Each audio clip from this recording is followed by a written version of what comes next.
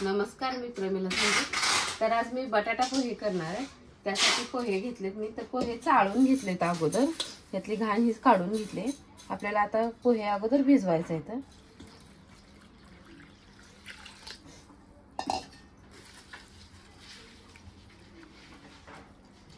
आता ही पाणी आपल्याला नितळून काढायचं आहे पूर्ण.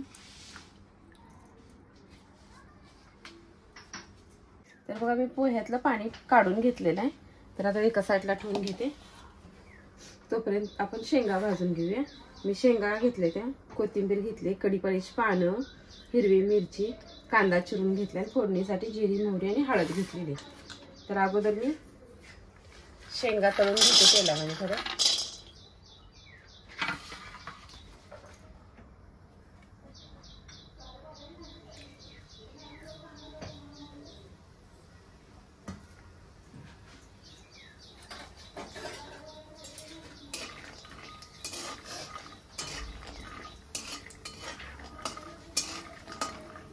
शेंगा आपल्याला चांगलं फ्राय करून घ्यायचे आहेत. आता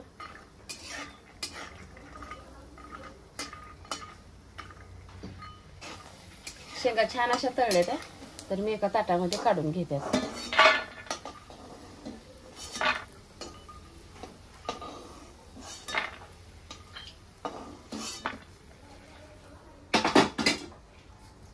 आता ह्यात आणखी थोडं मी तेल ओतून घेते.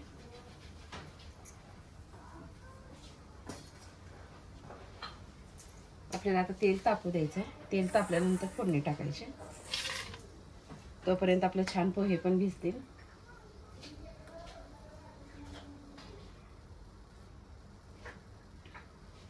तर एक छोटा चमचा मी जिरे टाकते ह्यात. जिरी तडतडली, मोहरी पण टाकते एक चमचा.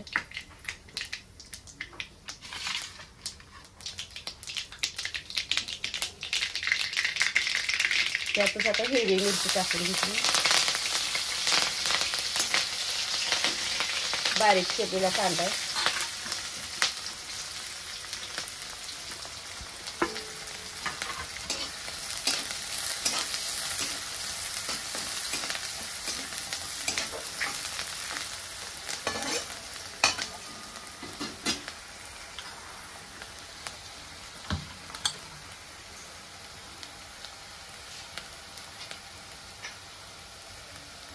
कढीपाला तेल अंगावर येते, मग मी काय केले, कांदा टाकल्यानंतर कढीपाला टाकून घेतलाय. आता ह्यातच मी बटाटा टाकून घेणार आहे. का तर बटाटा कच्चा आहे, आपल्याला तेलाबरोबर तेलात शिजवून घ्यायचं आहे.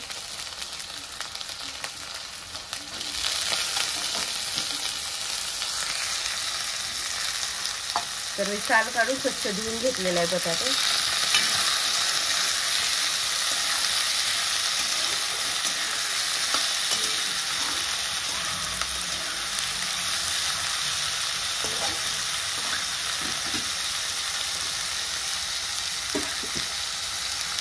ह्यात मी थोडंसं मीठ टाकणार आहे आणि झाकून ठेवणार आहे. का तर आपलं बटाटा शिजलं जाईल मिठानं. आणि थोडं झाकून ठेवल्यानंतर 5 मिनिटं झाकून ठेवणार आहे ह्याला मी आता.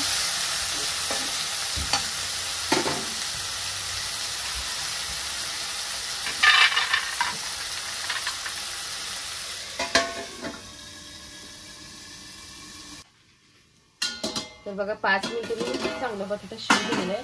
तर त्याचा कलर पण बदललेला आहे आणि छान असं मऊ शिजलेलं आहे एकदम.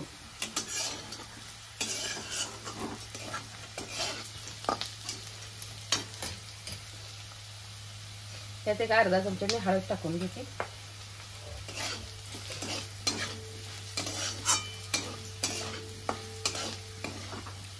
आता ह्यात आपल्याला पोहे मिक्स करायचे आहेत. पोहे पण आपलं छान असं भिजलेलं आहे.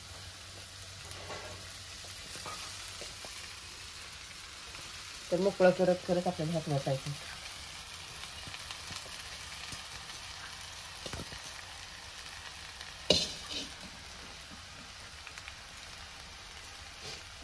ह्यात आता मी मगाशी थोडं मीठ टाकलेलं, आता थोडं टाकून घेते चवीनुसार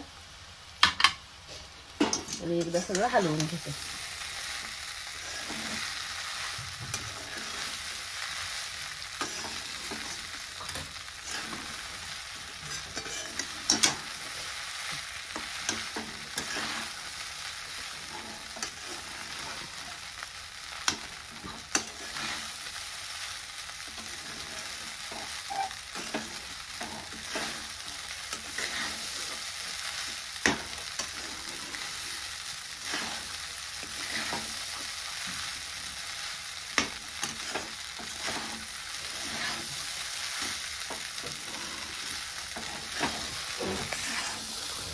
छानपैकी मी मिक्स करून घेतलेलं आहे. ह्यात आता बारीक चिरलेली कोथिंबीर टाकायची आपल्याला. म्हणजे तळून घेतलेल्या शेंगा होत्या मगाशी, ती पण मी ह्यात टाकून घेणार आहे.